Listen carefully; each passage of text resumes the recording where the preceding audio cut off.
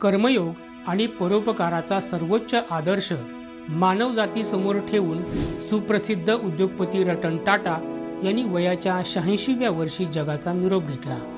बुधवार 9 ऑक्टोबर रोजी रात्री 11 वाजण्याच्या सुमारास मुंबईतील ब्रिज कँडी इस्पितळात टाटांनी अखेरचा श्वास घेतला। त्यानंतर उद्योग जगताबरोबरच संपूर्ण देशवासियांची मनं हळहळली। सोशल मीडियावरून त्यांच्या आठवणी जागवणारे व्हिडिओ, छायाचित्र आणि त्यांच्या अनमोल विचारांचा महासागर उचंबळून आला। पण या महासागरातून 2 अशी लक्षवेधी छायाचित्र समोर आलीत, ती गोवेकरांसाठी विशेष ठरत आहेत। या छायाचित्रांमध्ये रतन टाटा यांनी जीवनातील शेवटचा वीकेंड पर्यटनाची राजधानी म्हटल्या जाणाऱ्या गोव्यात घालवल्याचं स्पष्ट होतं। पाहूया याविषयीचा खास रिपोर्ट। टाटा उद्योग समूहाचा जगभरात पसारा आहे। गोव्याच्या उद्योग क्षेत्रातही त्यांचा मोठा वाटा आहे। खास करून 70 तालुक्यात रोजगार निर्मिती करण्यात या कंपनीनं भरीव योगदान दिलं। गोवा सरकारनं आर्थिक विकास महामंडळ आणि टाटा समूहाच्या भागीदारीतून 1980 साली ऑटोमोबाईल कॉर्पोरेशन ऑफ गोवा अर्थात ACGL नावाची कंपनी होंडा भागात उभारली।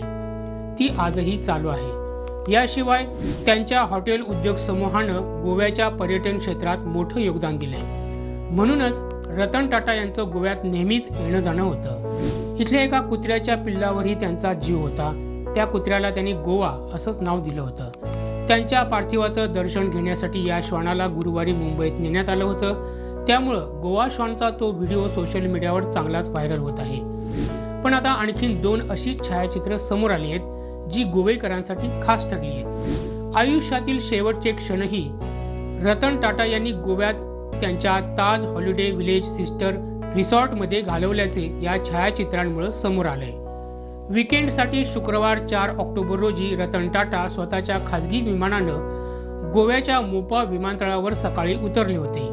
तेव्हा विमानतळावर त्यांचं भव्य स्वागत GMR कंपनीच्या प्रमुखांनी केलं होतं। हा क्षण GMR कंपनीच्या छायाचित्रकारानं टिपला होता। हेच ते छायाचित्र। मोपा विमानतळावरील आदरातिथ्य स्वीकारल्यानंतर रतन टाटा नियोजित ताज हॉलिडे विलेजच्या सिस्टर रिसॉर्टमध्ये पोहोचले। सूत्रांनी दिलेल्या माहितीप्रमाणे तिथं दुपारी ते रिसॉर्टच्या कॉटेजमध्ये बसून अरबी समुद्रात उसळणाऱ्या लाटांचा खेळ पाहत होते। अथांग सागराला पाहून झाल्यानंतर तो दिवस संपला। शनिवार 5 ऑक्टोबर रोजी त्यांना काहीसं अस्वस्थ वाटू लागलं। तरीही त्यांना भेटण्यासाठी कॉटेजमध्ये वर्दळ होती।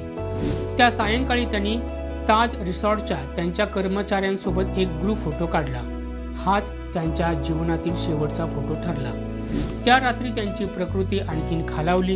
त्यामुळं रविवारी त्यांना एअर ॲम्ब्युलन्सनं मुंबईला हलवण्यात आलं। तिथं ब्रिज कँडी रुग्णालयात त्यांची तपासणी करण्यात आली।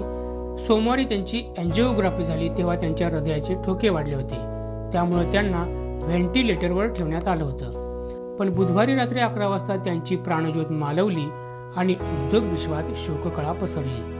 हा घटनाक्रम पाहता 5 ऑक्टोबर रोजी गोव्याच्या समुद्रात झालेला सूर्यास्त हा त्यांनी पाहिलेला जीवनातील शेवटचा सूर्यास्त ठरला। आता त्यांचे उत्तराधिकारी म्हणून 11 ऑक्टोबर रोजी नोएल टाटा यांची नियुक्ती करण्यात आली आहे। रतन टाटा यांचे सावत्र भाऊ आणि नवल टाटा यांच्या दुसऱ्या पत्नीचे चिरंजीव नोएल टाटा यांचं नाव टाटा समूहाचे वारसदार म्हणून आघाडीवर होतं।